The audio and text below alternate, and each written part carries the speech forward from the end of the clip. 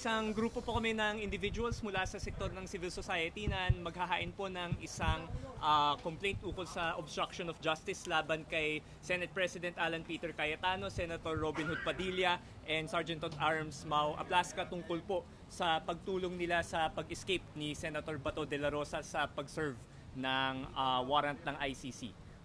Naniniwala po kami na lahat po ng nagawa nila, yung mula sa pag-place under protective custody kay Senator Bato hanggang sa paggamit ng sasakyan para sa pagtakas mula sa Senate building, sasakyan po yan ni Senator Robin Padilla, hanggang sa mga sa naging karahasan na naganap sa Senado nung gabing yon na nanguna sa pambabaril si Sergeant at Arms Aplasca ay lahat ng ginawa nila upang mapigilan yung pag-aresto kay Senator Bato ay ginawa nila ay nagawa lang nila dahil sa office na ino-occupy po nila. So tingin po namin ang akmang venue para sa pag-file nito ay sa Ombudsman. At saka continuation lang po ito sa maraming boses mula sa taong bayan, mula sa civil society na nababahala, nalulungkot, nalilito, nagagalit dahil sa nagiging kalagayan ng ating Senado ngayon na talagang I think we've never before seen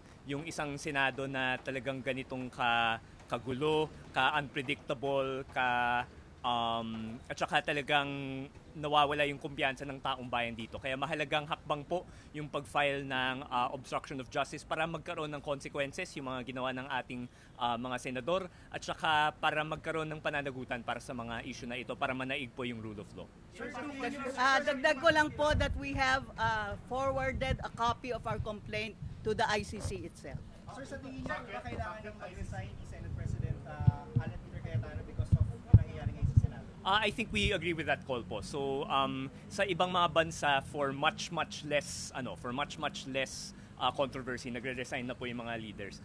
Yung gulo sa Senado natin ngayon, never po natin nakita sa ating kasaysayan at saka talagang sumabay siya sa pagpasok ni Senator Alan Peter Cayetano bilang Senate President. So I think on that basis alone, karapat-dapat po siyang mag-resign.